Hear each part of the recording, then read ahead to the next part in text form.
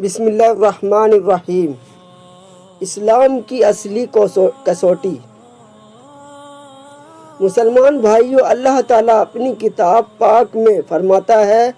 یعنی اے محمد صلی اللہ علیہ وسلم کہو، میری نماز اور میری عبادت کے سارے طریقے اور میرے جینا اور میرا مرنا سب کچھ اللہ کے لیے ہے، جو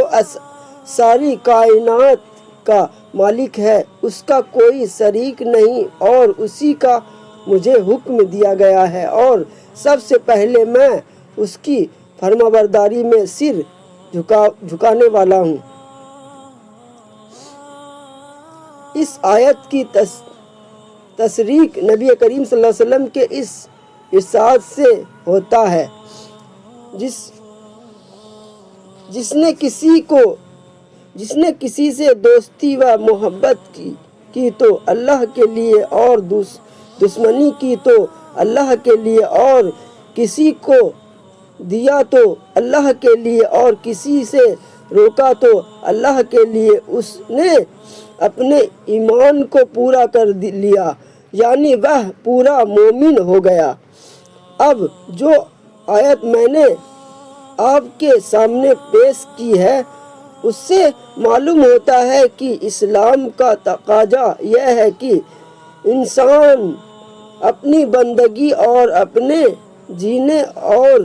مرنے کو صرف اللہ کے لیے خالص کر لے، اور اللہ کے سوا کسی کو اس سے شریک نہ کرے، یعنی نہ اس کی بندگی اللہ کے سوا کسی اور کے لیے ہو، اور نہ اس کا جینا اور مرنا۔ اس کی جو تصریح نبی کریم صلی اللہ علیہ وسلم کی زبان سے میں نے آپ کو سنائی ہے، اس سے معلوم ہوتا ہے کہ آدمی کی محبت اور دشمنی اور اپنی دنیاوی زندگی کے معاملوں میں اس کا لین دین صرف خدا کے لیے ہونا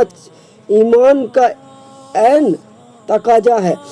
اس کے بغیر ایمان ہی پورا نہیں ہوا۔ اونچے اونچے رتبوں کا دروازہ کھل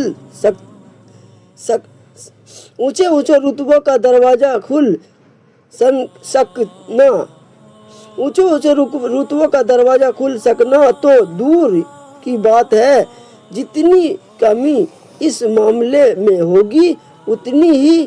کمی آدمی کے ایمان میں ہوگی، اور جب اس حیثیت سے آدمی پورے طور پر اللہ کا ہو جائے، تب کہیں اس کا ایمان مکمل ہو سکتا ہے۔ کچھ لوگ یہ سمجھتے ہیں کہ اس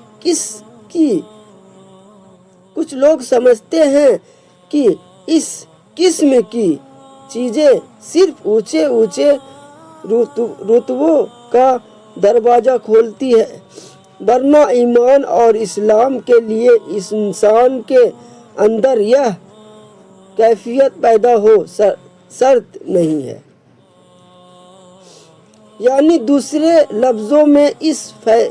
کیفیت کے بنا بھی انسان مومن و مسلم ہو سکتا ہے، مگر یہ ایک غلط فہمی ہے، اور اس غلط فہمی کے پیدا ہونے کی وجہ یہ ہے کہ عام طور پر لوگ